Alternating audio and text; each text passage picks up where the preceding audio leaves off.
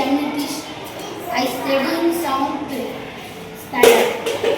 இப்போ நம்ம என்ன பார்க்க போறோம்னா மோனிக்ஸ்பர்க்ன்ற ஊர்ல ரீகல்ன்ற ஒரு ரிவர் ஓடுது. அந்த ரிவர் வந்து ஃபோரா அந்த லேண்ட் ஏரியாஸை பிரிக்குது.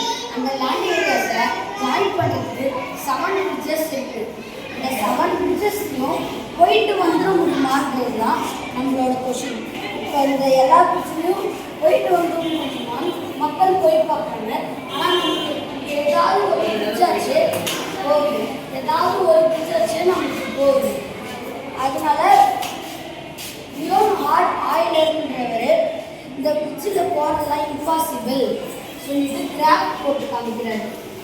லேண்ட் ஏரியாஸ்லாம் பாயிண்ட்ஸாகவும் பிரிட்ஜஸ் எல்லாம் லைன்ஸாகவும் எடுக்கிறாரு. ஏன்ற லேண்டுக்கு 3 bridges இருக்குது. அதனால அதோட டிகிரி வந்து 3. இப்போ பீன்ற லேண்டுக்கு 5 bridges இருக்குது. அப்போ அதோட டிகிரி 5. சீன்ற லேண்டுக்கு 3 bridges இருக்குது. அப்போ அதோட டிகிரி 3. ஈன்ற லேண்டுக்கு 3 bridges இருக்குது. அப்போ அதோட டிகிரி 3. இப்போ இந்த எல்லா டிகிரியும் ஆட் நம்பராக இருக்கிறதுனால இதில் நம்ம போயிட்டு வரது இம்பாசிபிள். அதே வந்து நம்ம இந்த ஒரு பிரிட்ஜை கேன்சல் பண்ணிட்டோம்னா இந்த 2 ஈவன் நம்பர் இங்கே கிடைக்கும். இதை வந்து 4ன்ற ஈவன் நம்பர் இப்படியே கிடைக்கும். இப்போ நம்மளால போயிட்டு வர முடியும். பாருங்க, எந்த டைரக்ஷன்ல இருந்து பார்க்கணும் நம்மளால முடியும். சரி, இது எப்படிதான் ஆகுமா, அது தவிர வேற ஏதாவது இருக்கான்னு கேட்டாலும் இங்கே ஒரு பிரிட்ஜை ஆட் பண்ணிட்டனாலும் போயிட்டு வர முடியும். அப்போ வந்து இந்த 4ன்ற ஈவன் நம்பர் கிடைச்சிடும், இங்கேயும் 4ன்ற ஈவன் நம்பர் கிடைச்சிடும். அதில் ஆட் பண்ணிக்கிட்டாலும் நம்ம போயிட்டு வந்துட முடியும். இந்த ப்ராப்ளம் ஒரு சாதாரண ப்ராப்ளம் இல்லை. இதால தான் நம்மளுக்கு graph theory, topology, modern status, network connecting, logistics, GPS இந்த மாதிரி எல்லாமே கிடைச்சிது.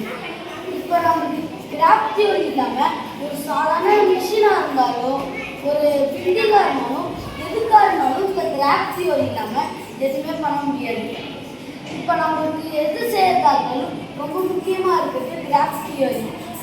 ஆனால் இந்த இது வந்து 1736ல் இந்த மாதிரி இருந்தது, 18ஆம் நூற்றாண்டில் இந்த மாதிரி இருந்தது. ஆனால் இப்போ வந்து வேர்ல்டு வார் 2 வந்தப்ப இந்த டிமாலிஷ் பண்ணிட்டாங்க பாம்பு போட்டு.